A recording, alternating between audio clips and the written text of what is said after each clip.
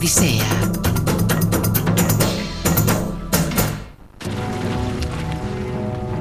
Un desierto infernal y abrasador. Un planeta fundido hostil a la vida. Pero de alguna forma, y por sorprendente que parezca, es aquí donde empezó todo. ¿Cómo? ¿Cómo nació el universo, nuestro planeta? ¿Cómo surgió el propio ser humano? ¿Cómo prendieron aquí las primeras semillas de la vida? ¿Estamos solos en el cosmos? ¿Cuál es el origen de las estrellas y las galaxias? Estas preguntas son tan antiguas como la propia curiosidad humana. Y en Orígenes, una miniserie de Nova de 4 capítulos, buscaremos las respuestas. Esta búsqueda presenta sorpresas y giros inesperados. Imagínese a los meteoros trayendo los océanos de la Tierra desde el espacio exterior. Descenderemos hasta el interior de un mundo subterráneo tóxico donde extrañas criaturas nos ofrecerán pistas sobre el origen de la vida. Y conoceremos la impresionante imagen que presentaba la recién nacida Luna cuando estaba a 320.000 kilómetros, más cerca de la Tierra de lo que está en la actualidad. Esta búsqueda cósmica nos hará viajar en el tiempo. Reconstruiremos los acontecimientos que nos crearon a nosotros y a este lugar que llamamos hogar y que pudieron también sembrar las semillas de la vida en otras partes del cosmos. En el programa de hoy sabremos cómo empezó todo. Ahora mismo estamos escuchando los dolores de parto del cosmos. El descubrimiento accidental del Big Bang plantea a los científicos inquietantes preguntas acerca del universo. ¿Cómo es de grande? ¿Qué edad tiene? ¿De qué está hecho? ¿Y cuáles fueron los procesos que crearon las galaxias y al ser humano? Hay una carrera en marcha para resolver el misterio definitivo. El espíritu de competición es naturalmente una de las cosas que impulsa a los científicos. Crucemos los dedos, recemos porque todo salga bien. Y a medida que emerge nuestra nueva visión del universo, empiezan a revelarse algunas ideas extrañas. Parece que somos polvo de estrellas. Las estrellas son el alquimista definitivo. Las estrellas pueden crear carbono, nitrógeno y oxígeno. Esos elementos son los componentes básicos de la vida, lo que significa que... Nuestro universo es hospitalario con la vida. Hay miles de millones de galaxias por todas partes creando estrellas capaces de formar sistemas solares. Los hábitats en los que es posible la vida están por todas partes. En el episodio de hoy de Orígenes, la ciencia y la investigación detectivesca nos llevarán hasta el principio del universo.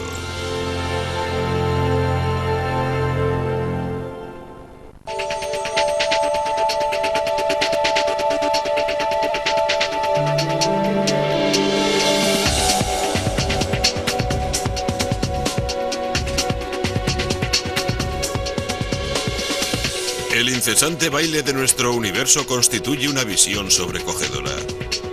Noche tras noche las estrellas desfilan por el cielo en marcha cerrada.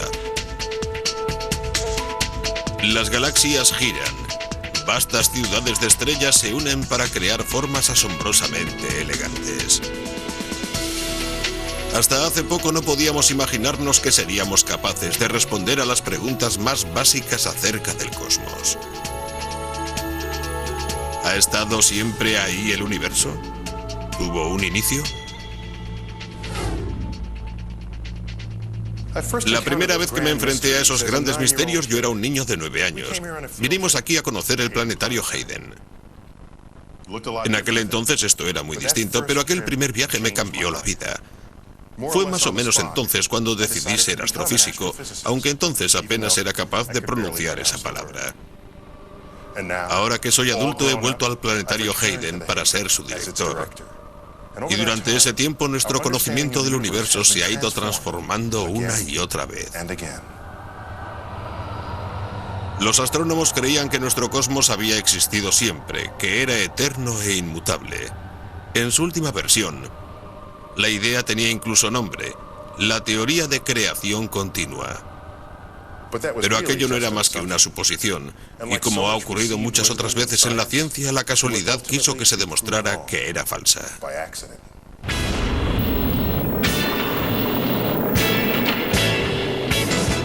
El punto de inflexión se produjo en los primeros días de la carrera espacial. En 1962 los astronautas eran héroes y durante algún tiempo Estados Unidos vivió una auténtica locura espacial.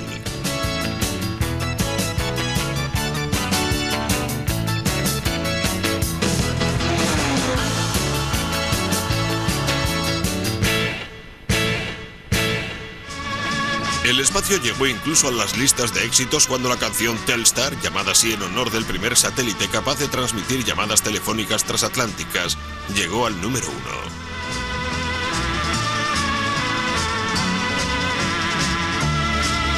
1. El verdadero satélite Telstar fue construido por la compañía telefónica AT&T.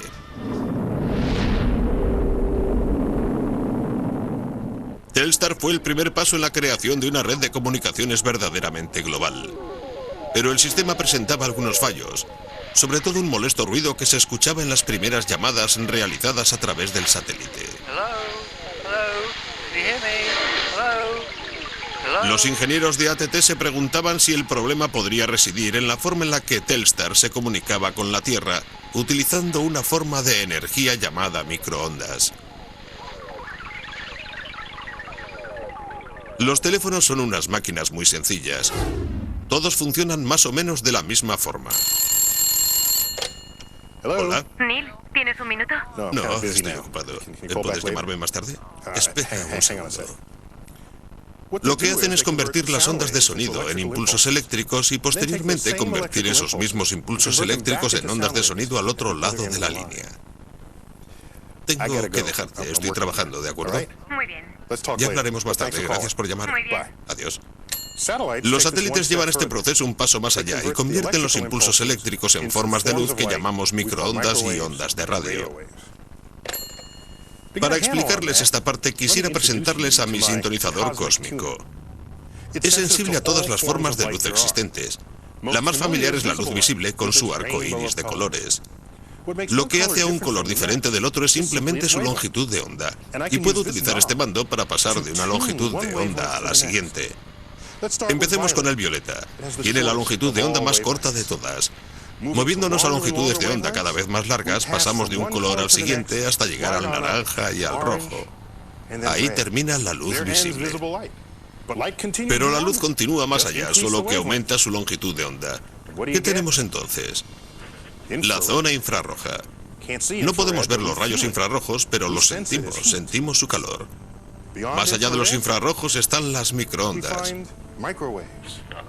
Y luego las más largas de todas, las ondas de radio.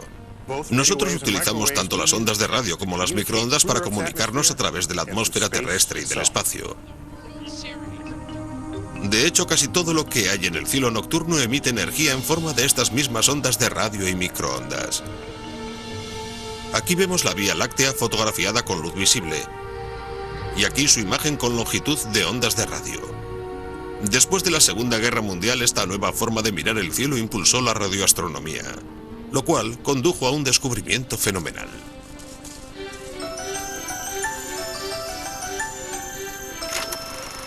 Robert Wilson y Arno Penzias eran expertos en el nuevo campo de las microondas y la radioastronomía, y en 1964 el laboratorio Bell de AT&T les pidió que intentaran descubrir el origen de aquel irritante ruido que se oía en sus comunicaciones vía satélite.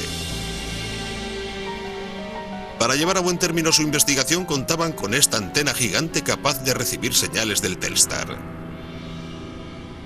Para probar el instrumento, lo apuntaron contra una zona vacía del cielo. Al apuntar a la nada, ellos esperaban encontrar nada.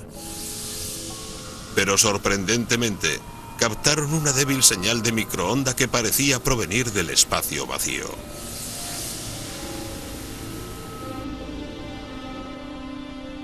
Convencidos de que aquello no era posible, buscaron cualquier posible fuente de microondas perdidas.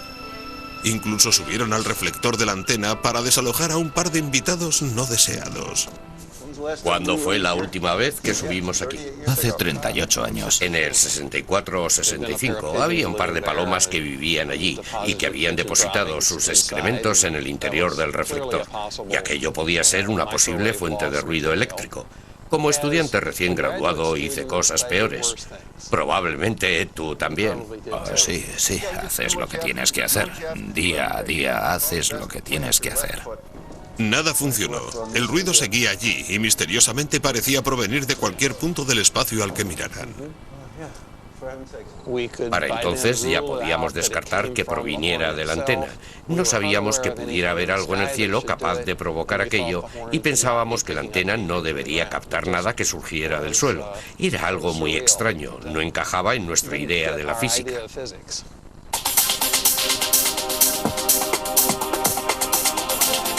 Pero el ruido de microondas que tanto intrigaba a Penzias y Wilson sí encajaba con una idea radical que estaba siendo explorada por un grupo de físicos a apenas 60 kilómetros de distancia en Princeton, Nueva Jersey.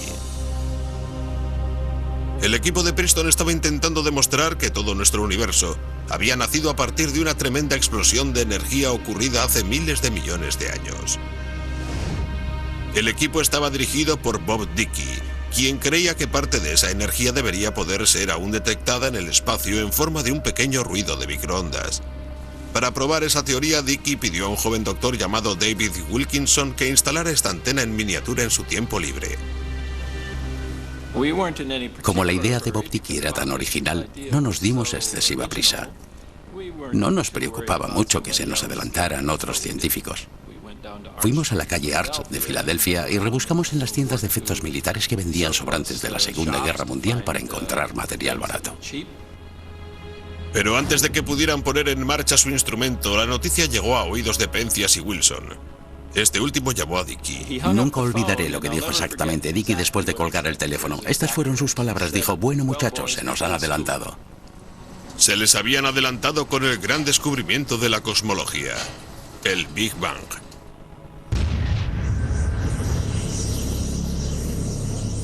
Durante la gran explosión, todo nuestro universo, toda la materia, toda la energía que podría llegar a existir se creó en un instante.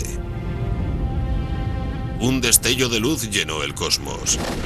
Y mientras el universo se expandía, esa luz iba adquiriendo cada vez mayores longitudes de onda, pasando del rango visible a la zona infrarroja. Hasta que ahora el destello de luz se convierte en un débil resplandor de microondas que llena todo el cielo. El resplandor que Robert Wilson y Arno Penzias detectaron con esta antena.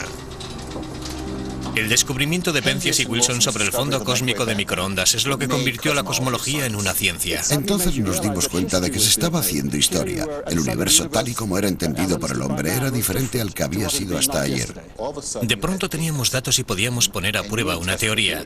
Teníamos una teoría que decía que el universo había empezado con una gran explosión y que lo que Penzias y Wilson habían visto era el calor residual del Big Bang.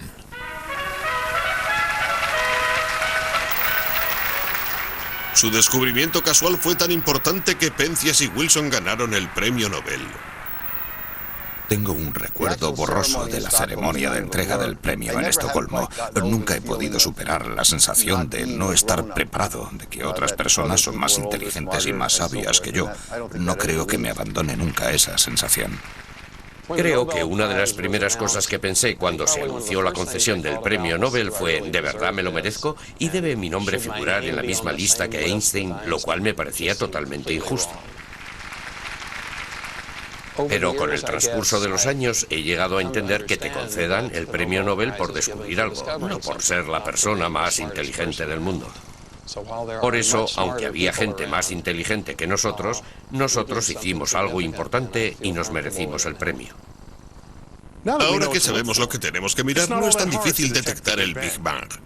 Tomemos, por ejemplo, un aparato de televisión de los antiguos, antes del cable.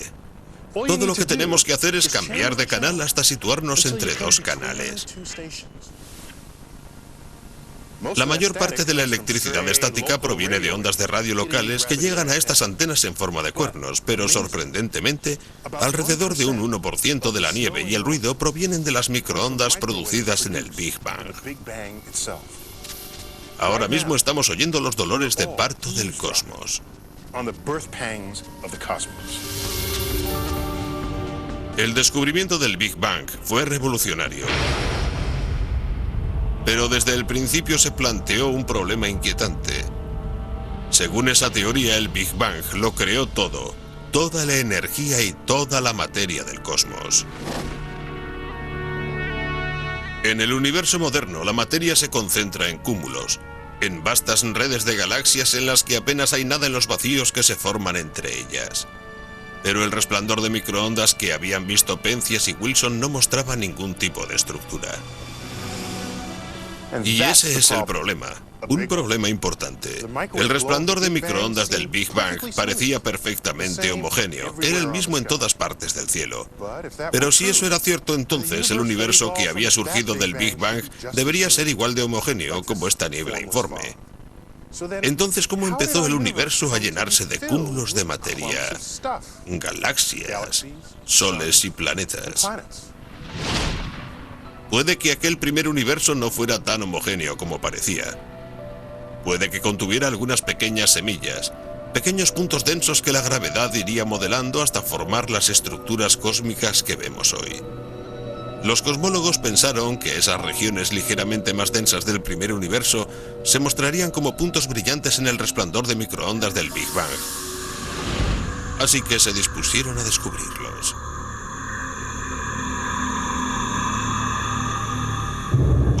Buscaron y buscaron durante 30 años y no encontraron nada.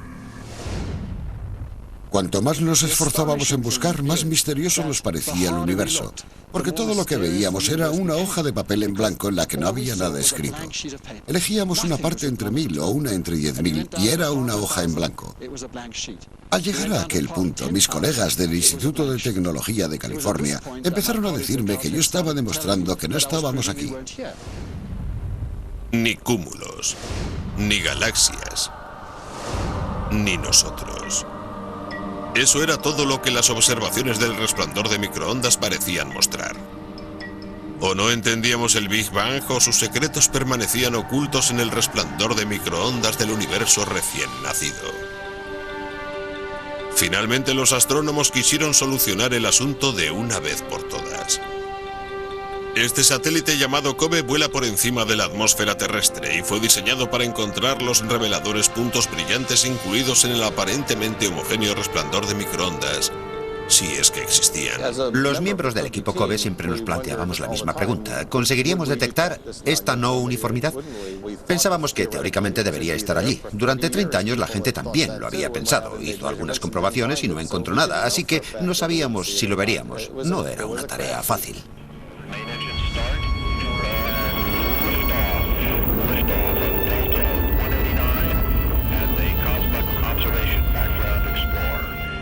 La NASA lanzó el COBE en 1989. Iba a pasar 2 años cerca de la órbita de la Tierra observando el ruido de microondas, la energía del Big Bang, en cientos de miles de puntos del cielo. Cuando acumuló información suficiente, el COBE envió esto. Un patrón lleno de manchas que puede no significar mucho para la mayoría de la gente, pero para los astrónomos fue toda una revelación. Lo que no hicimos, como dijo alguien, fue ver el rostro de Dios en la imagen del COBE. Lo que vimos fue el espectacular rostro del comienzo del universo, que era justo lo que queríamos ver.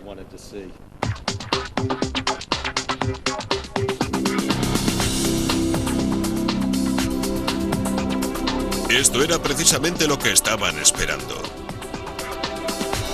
El color azul revela los lugares donde había un poco más de materia al comienzo del universo. A partir de estas concentraciones de materia, la gravedad formó las galaxias y las estrellas, los soles y los planetas, y finalmente, nuestro hogar. De forma brillante, el satélite COBE confirmó que el universo, tal y como lo conocemos, evolucionó a partir del cataclismo del Big Bang. Pero al mismo tiempo dejaba sin contar una gran parte de la historia.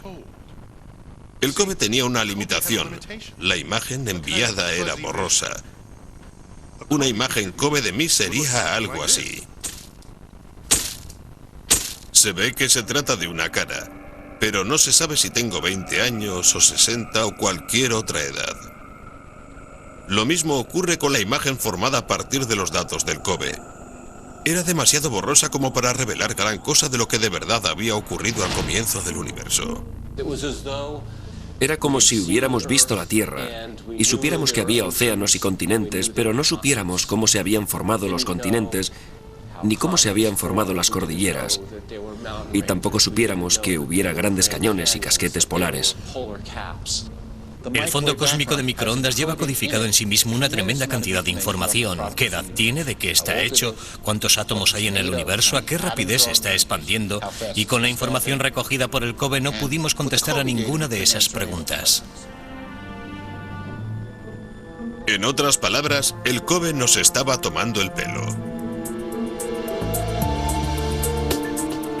Su imagen borrosa ocultaba las pistas necesarias para resolver misterios fundamentales, desde la edad del universo a los acontecimientos que se desencadenaron en los primeros momentos posteriores al Big Bang. Para descubrir esas pistas necesitábamos una imagen mucho más precisa del resplandor de microondas del Big Bang. Por eso la NASA se decidió a construir esto, el sucesor del COBE, un satélite llamado WMAP. La W es en honor del fallecido David Wilkinson, miembro del grupo de Princeton pionero en la búsqueda de los restos del Big Bang. Sus 20 antenas estaban diseñadas para recoger microondas del cosmos con una precisión sin precedentes. Y su innovador sistema electrónico puede dar forma a una imagen ultranítida a partir de las débiles señales recogidas por las antenas. El equipo del WMAP empezó a trabajar en su satélite en 1996 y desde el principio, como recuerda el director del proyecto, Chuck Bennett, el enemigo era Murphy, la ley de Murphy. La ley de Murphy dice que si algo puede fallar, fallará. Y créame, es cierto. Chuck, ¿conoces el problema que tenemos con la base? No, cuéntame, ¿qué ocurre? Así era la vida de Chuck Bennett. Se pasaba la jornada intentando solucionar las inevitables crisis que casi a diario amenazaban el éxito de la misión WMAP. Tardarían al menos 7 años en obtener resultados, un programa a largo plazo que ofrecía una gran oportunidad a los rivales de la NASA.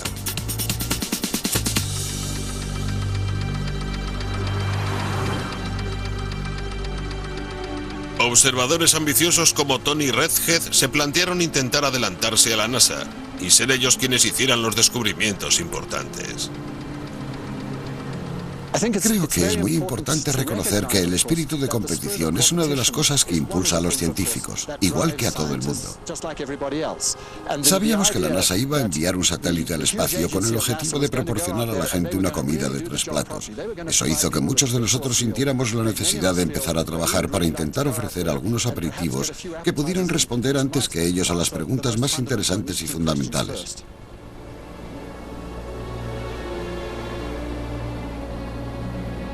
Cuando empezó a trabajar en 1999, Tony sabía que no podía competir con los formidables recursos de la agencia espacial. Así que fijó su atención en una pieza del rompecabezas. Decidió realizar unas observaciones extraordinariamente detalladas de unos pocos y pequeños fragmentos del cielo, con la esperanza de capturar las imágenes más nítidas hasta el momento del resplandor de microondas del Big Bang. De tener éxito sería el primero en mejorar la imagen borrosa del COBE y en identificar las pequeñas semillas de materia que acabaron formando el universo en el que vivimos. Para realizar ese descubrimiento, Tony y su equipo construyeron un instrumento llamado generador de imágenes de fondo del universo. Lo que parece una batería de latas de hojalata gigantes son 13 antenas de microondas independientes colocadas sobre una montura común. Este instrumento tiene el diseño perfecto para producir las imágenes excepcionalmente nítidas que busca Tony. Pero es necesario pagar un precio para conseguir tanta precisión. Para realizar observaciones del fondo cósmico de microondas tienes que situarte por encima de la mayor parte del vapor de agua de la atmósfera. Así que tienes que ir al espacio, lo cual resulta muy caro. O tienes que ir al Polo Sur, o venir a un sitio como este, en los Andes, situado a gran altura. En otras palabras, tienes que subir muy alto si quieres competir con los tíos que están en el espacio. Pero para trabajar a tanta altura, más de 5.000 metros, el equipo necesita bombonas de oxígeno y soportar unas condiciones climáticas extremas de frío y viento. Poco antes de lo que iba a ser una observación de rutina, una feroz tormenta de nieve de 3 días de duración inutilizó el motor de un telescopio clave. Cuando intentaste ponerlo en marcha, se negó a moverse. El instrumento no puede observar el cielo con la precisión deseada por Tony. Esto ha fallado. Si el telescopio no se mueve, Tony no puede observar el cielo. Puede que el origen del fallo esté en el sistema de control. Es un contratiempo, pero menor. Al menos, eso es lo que espera Tony. Ahí es donde va a residir el problema. Naturalmente es un contratiempo extraordinariamente molesto porque hemos hecho lo indecible para asegurarnos que no perdemos ni un segundo de tiempo de observación. No podemos permitirnos permanecer unos días inactivos, y si no podemos trabajar durante 6 semanas, el problema será importante. 2,8, 2,8. 2,8. Y quizás si elegimos otra. Aislado en la cima de su montaña, Tony, Ricardo y Eduardo intentan sin ningún apoyo arreglar el motor estropeado.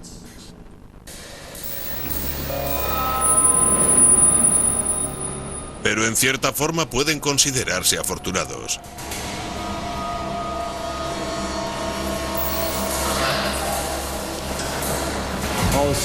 El equipo del WMAP no puede permitirse el lujo de poder arreglar algo que se rompa después de que su satélite es lanzado al espacio.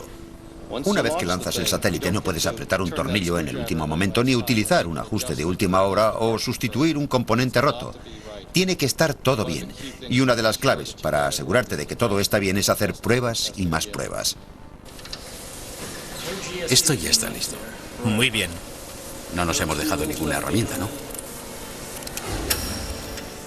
El último obstáculo que debe superar el WMAP es esta gigantesca cámara de vacío, construida para replicar el frío y la falta de aire del espacio. El satélite da vueltas una y otra vez hasta que queda claro que no tiene ningún fallo que pueda poner en peligro la misión.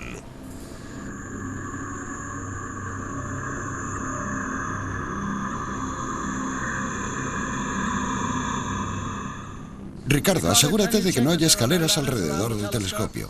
Los esfuerzos de Tony se están viendo recompensados. Después de 3 días de trabajo, el equipo cree que han conseguido resucitar el motor roto. ¿Terminado? Conecta el interruptor de funcionamiento. ¿Conectado? Voy a intentar un destello en Azimut. Sí, crucemos los dedos. Crucemos los dedos. Recemos porque todo salga bien. ¿De acuerdo?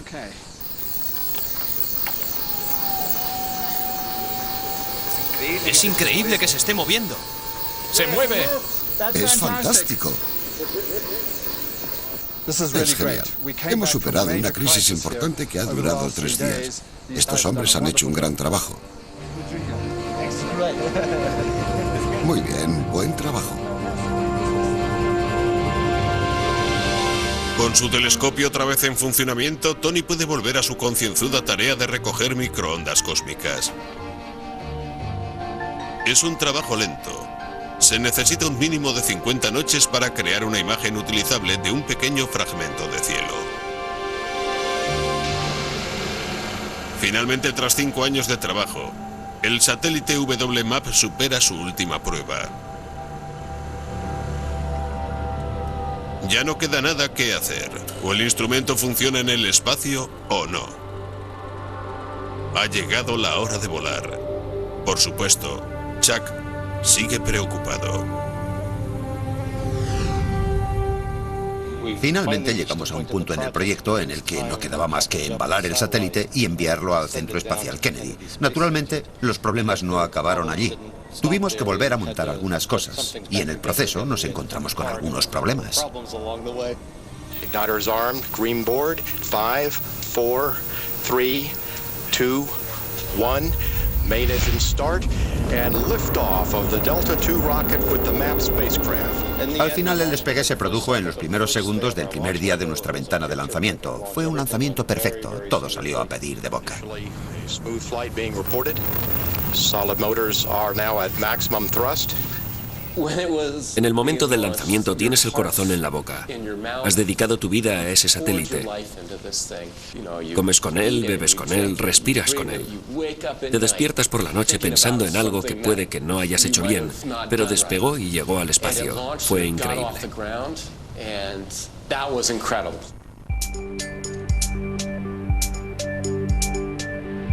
Después de su lanzamiento al WMAP aún le quedaba un viaje de 3 meses antes de alcanzar su destino final, situado a millones de kilómetros de la Tierra. Una localización muy especial, el segundo punto lagrangiano del Sol y la Tierra, o L2.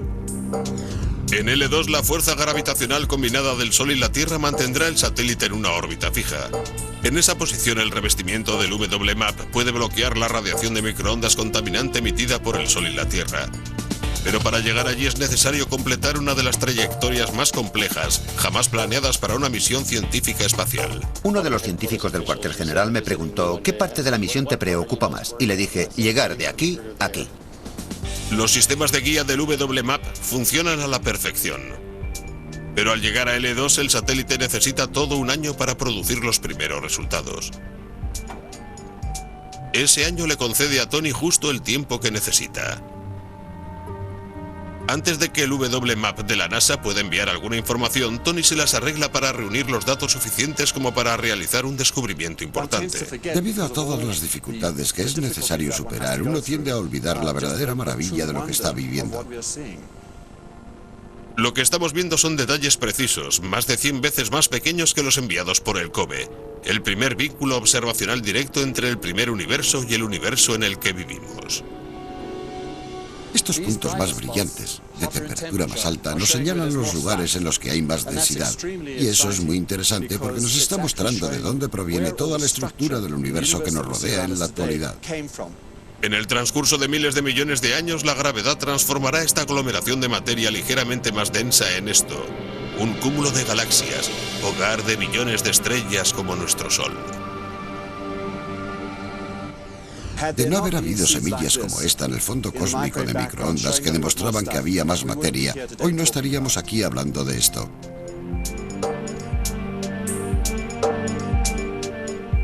Es una época maravillosa para la ciencia, de hecho la mejor, porque tenemos la satisfacción de haber confirmado ciertas predicciones gracias a estas observaciones y descubrimientos.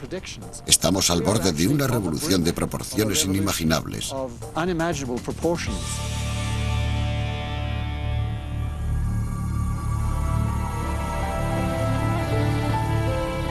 La revolución empezó a tomar cuerpo en febrero de 2003. En poco más de un año, el WMAP ha analizado más de 2 millones de puntos del cielo.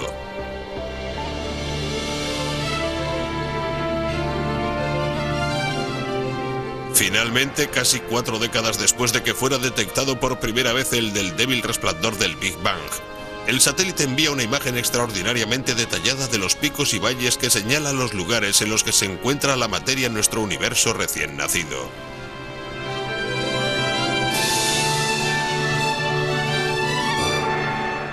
Así que esto, David.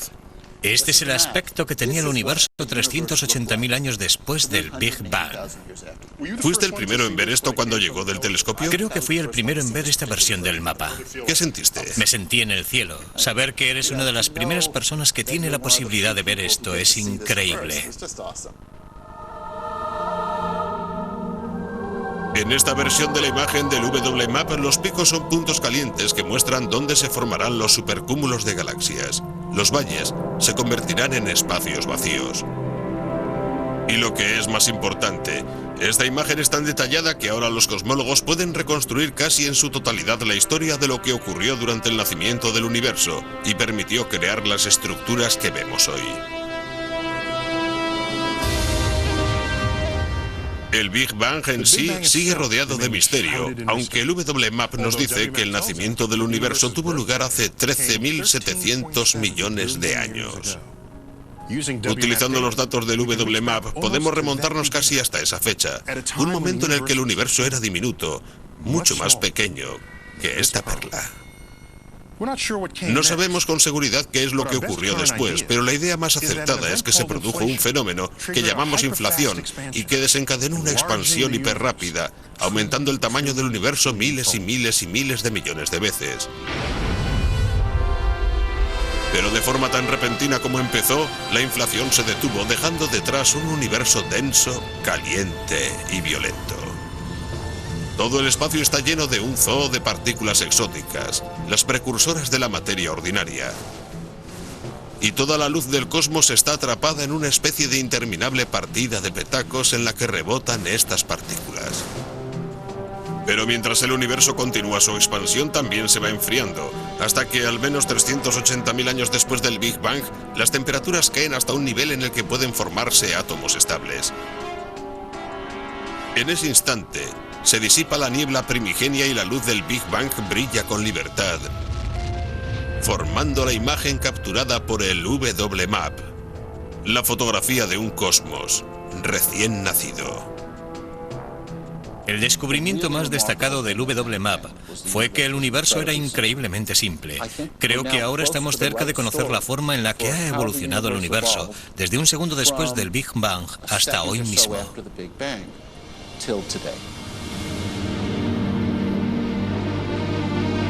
Pero no corramos tanto. No hay señales de vida en esta imagen. El universo del WMAP contiene únicamente los átomos más sencillos, principalmente hidrógeno, simplemente un único protón y un electrón junto con un poco de helio. Y la composición química de los seres vivos requiere una composición más compleja: carbono, oxígeno, hierro y todo lo demás. Pero si esos elementos no existían en el primer universo, ¿de dónde salieron? Recientes simulaciones por superordenador muestran al universo recién nacido lleno de enormes y densas nubes de hidrógeno. Casi inmediatamente las nubes empezaron a condensarse y a atraerse entre sí debido a su propia gravedad. A medida que el hidrógeno se va acumulando, va aumentando la densidad de la región central, hasta que algo radicalmente nuevo ilumina el universo. Una estrella. Las primeras estrellas son gigantes de hidrógeno, al menos 100 veces más grandes que nuestro Sol. Esas estrellas de tamaño tan vasto tienen una vida corta, 2 o 3 millones de años a lo sumo, y desaparecen con un bang, en explosiones tan grandes que han sido denominadas hipernova.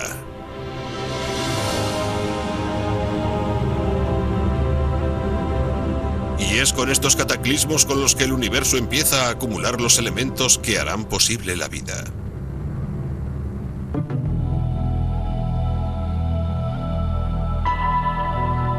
Todos los átomos del universo más pesados que el hidrógeno y el helio son creados por las estrellas. Las estrellas son realmente interesantes. No se limitan a estar fijas en el cielo, pero como duran mucho más que nosotros, tendemos a creer que son permanentes. Las estrellas son el alquimista definitivo. Convierten los elementos de la luz en elementos más pesados. Así reciben la energía que necesitan para brillar. Cuando una estrella inicia su vida, está formada básicamente por hidrógeno y helio. Un 70% de hidrógeno y un 28% de helio en el caso del Sol. En el núcleo de una estrella la temperatura y la presión son tan altas que los átomos de hidrógeno se fusionan para formar helio. La fusión de hidrógeno libera una prodigiosa cantidad de energía, el calor y la luz de la estrella. Esa es la historia del 90% de la vida de una estrella, la fusión de hidrógeno para crear helio. Aunque finalmente la estrella se queda sin hidrógeno y empieza a fundir sus reservas de helio, creando así elementos aún más pesados. Lo que ocurre, y siempre ocurre lo mismo, es que se contrae y aumenta de temperatura. Y si puede encontrar algo nuevo que poder quemar, ya sea el fregadero de la cocina o carbón o lo que sea, lo quemará. Toma 3 partes de helio a la vez para hacer carbono. Podemos añadir una parte más de helio a ese carbono para crear el elemento número 8, el oxígeno. Ese es un enorme paso adelante. Significa que las estrellas pueden crear carbono, nitrógeno y oxígeno. Eso es fantástico porque ya tenemos en el tablero los principales elementos de la vida. La química orgánica es la química del carbono. El carbono es el siguiente en fusionarse, lo que hace que se formen elementos aún más pesados. Azufre, argón, cloro. Potasio, calcio, escandio, el ritmo es cada vez más rápido. En mitad del proceso, el silicio empieza a quemarse a 3.000 millones de grados, una temperatura asombrosa. Y se crea el titanio, el vanadio, el cromo, manganeso, cobalto, níquel y hierro. El hierro es realmente el final del trayecto. Es el elemento final a partir del cual no se puede sacar nada más. Es el final de la partida. Una estrella que se ha formado a partir de la fusión ha llegado a un punto donde no tiene nada más que gastar. De pronto la estrella se encuentra al borde del desastre. La radiación sale al exterior desde el interior, pero en su núcleo no tiene más combustible. El hierro no puede alimentar el horno estelar. Por eso cuando una estrella acumula demasiado hierro, se muere. El núcleo se desploma y rebota. Y empieza a moverse hacia el exterior, primero lentamente, pero cada vez más rápido. Y eso envía una ola muy brusca a través de la estrella. Y ahora lo que se estaba cayendo sale al exterior. Todo está estallando. Ya tenemos una supernova. Una explosión supernova puede ser tan brillante como 4.000 millones de estrellas similares al Sol. Una explosión formidable. Una energía tan extraordinaria supera la barrera del hierro, mezclando átomos de hierro con el resto de elementos de la tabla periódica. Empezando por abajo tenemos cobre, Zinc, galio, germanio, arsénico, circonio, niobio, molibdeno, tecnecio, estroncio. rodio. ¡Ya está! Son bastantes elementos. Solo somos polvo de estrellas. El carbono de nuestro cuerpo, el hierro de nuestra sangre, el calcio de nuestros huesos. Hasta el último átomo se formó en una estrella. Pero no es tan sencillo. Ninguna estrella puede producir más que unos pocos elementos pesados. Así que para crear un entorno en el que pudiera desarrollarse la vida, el universo tuvo que encontrar la forma de concentrar la materia buena. Algo que consiguió a través de un proceso que se parece mucho a la forma en la que prepara una sopa el chef Michael Romano. Como sabes, no existe una buena cocina sin una buena sopa. Y toda sopa empieza con agua, así que pongamos un poco de agua en el puchero. En este cosmos culinario, estos ingredientes representan a las primeras estrellas, y cada una de ellas le añade un poco de sabor al caldo en el que están inmersos. Y luego necesitamos calor. Parece ser que en el cosmos no están a falta de calor. Eso está bien. En el caldo que dejaron las primeras estrellas se formaron nuevas estrellas. Aquí llega la segunda ronda de ingredientes, y mientras hierven, la sopa interestelar va cogiendo cada vez más sabor. Fíjate en lo buena que está quedando. Estoy deseando probarla. ¿Recuerdas el agua con la que empezamos? Sí. Fíjate en lo que se ha convertido. Creo que ya tiene el sabor suficiente como para recibir los ingredientes estrella de la receta: el marisco y el pescado. Finalmente esta sopa cósmica está casi lista. Ha llegado a un punto en el que después de estar bullendo durante miles de millones de años está en condiciones de recibir la forma de vida que emergería en la Tierra. Esto es para ti. Gracias, Michael. Disfrútala. Gracias. Lo que acaba de hacer Michael es enormemente parecido a lo que ocurre en el universo, donde cada generación de estrellas enriquece el caldo en el que se formará la próxima generación, hasta que finalmente la sopa cósmica es lo suficientemente sustanciosa como para sustentar la vida. Sabemos que esto es así porque podemos ver que está sucediendo al lado de nuestra casa, en nuestra propia galaxia, la Vía Láctea, gracias a la que podemos considerar la imagen astronómica más famosa de todos los tiempos, la imagen de la nebulosa Águila tomada por el telescopio espacial Hubble.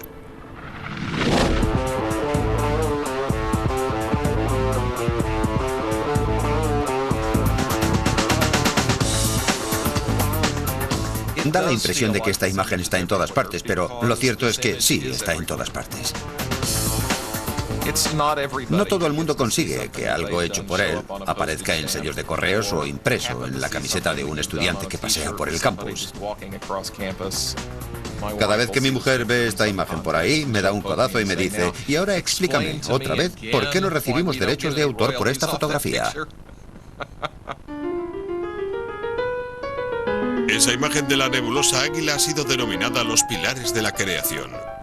Se ha convertido en un icono moderno.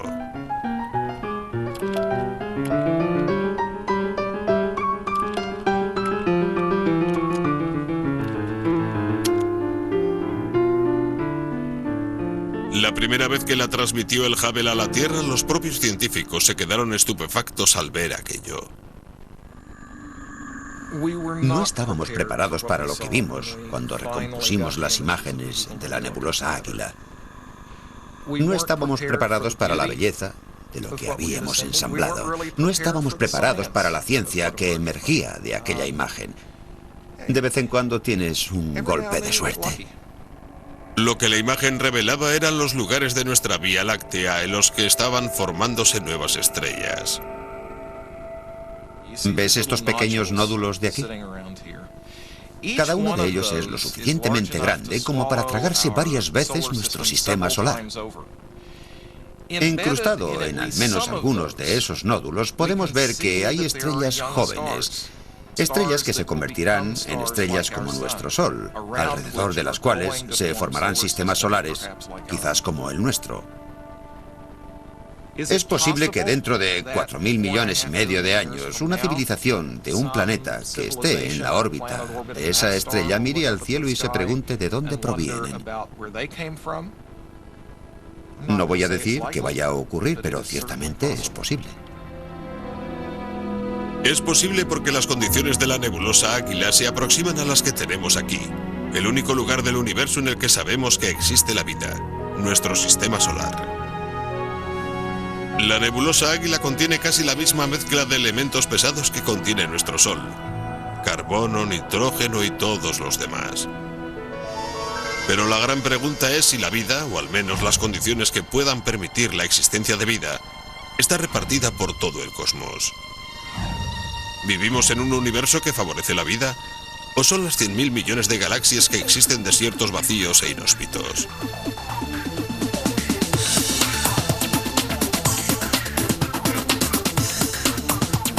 Esa es la pregunta que ha llevado a Sandra Faber al Observatorio Keck de Hawái. ¿Qué probabilidades hay de que exista vida en el cosmos? Es importante saber que astronómicamente las semillas de vida en la Tierra fueron sembradas hace 4.000 millones y medio de años, cuando se formaron el Sol y el Sistema Solar. Eso ocurrió hace mucho tiempo. Pero ahora podemos preguntarnos, ¿pudieron ser sembradas las semillas de la vida en otras galaxias en aquel momento? ¿O quizás incluso en una fecha más temprana? Sandy utiliza el telescopio Keck como una especie de máquina del tiempo con la que mirar en el pasado. Su espejo gigante de 11 metros de diámetro puede captar fotografías de las galaxias cuando son mucho más jóvenes que la nuestra. Pero no basta con limitarse a observar galaxias tan lejanas. Sandy quiere saber de qué están hechas. Para descubrirlo, utiliza un instrumento llamado espectrógrafo. El espectrógrafo de Sandy, llamado Deimos, es uno de los más potentes del mundo. Recoge la luz de hasta 150 galaxias al mismo tiempo, cada una de ellas aislada en un único agujero en una lámina de metal llamada pantalla de hendiduras. Ahí Deimos descompone la luz en un espectro visible, el arco iris de colores, desde el violeta al rojo. Si hacemos un zoom sobre el espectro de una galaxia, veremos un bosque de líneas brillantes y oscuras, patrones que revelan la presencia de elementos muy concretos. Empleando el espectro como herramienta, podemos saber qué elementos existen en esa galaxia. Oxígeno, carbono, hierro, y podemos saber si la galaxia es rica en esos elementos. ¿Está el caldo casi en su punto o sigue estando demasiado diluido como para formar planetas? Eso es lo que hará hoy Sandy, medir las cantidades de elementos pesados para determinar la capacidad de albergar vida de cada galaxia. Sandy y su equipo tienen planeado examinar 65.000 galaxias en total para crear un enorme censo llamado el sondeo Deep.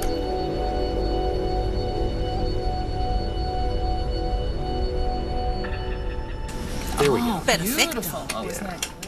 Aquí están los resultados recién salidos del telescopio. Esto es fantástico. ¿Eso es a lo que te referías? Aquí y aquí hay oxígeno.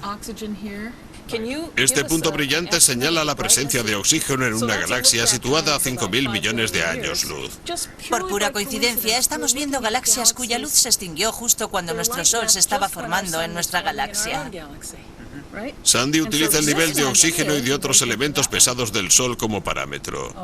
Si una galaxia presenta una mezcla similar de elementos, entonces potencialmente podría sustentar la misma química viva que encontramos en nuestro hogar. Probablemente esa galaxia sea un buen lugar en el que buscar planetas porque los metales abundan en mayor cantidad incluso que en nuestra propia galaxia.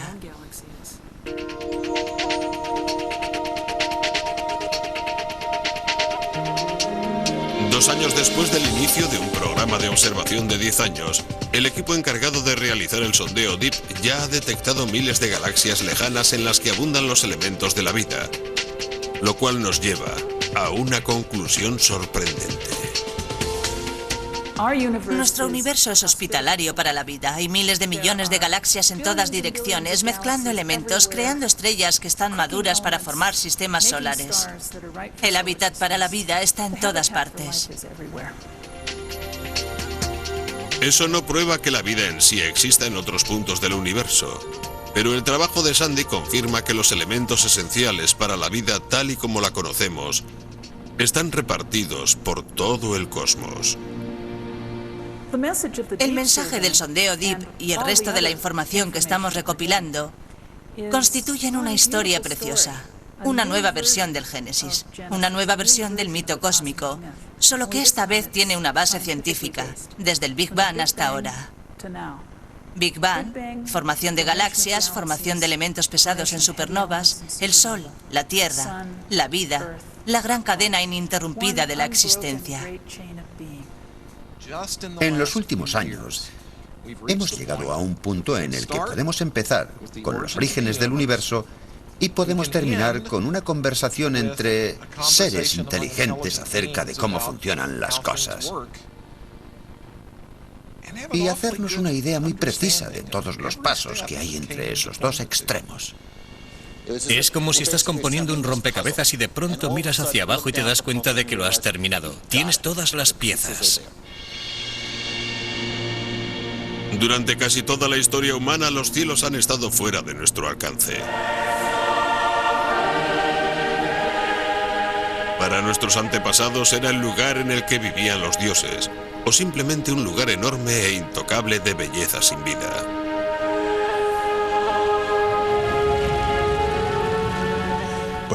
Pero en la actualidad el estudio de los orígenes del cosmos nos revela una historia muy diferente. Nos revela la historia de la vida.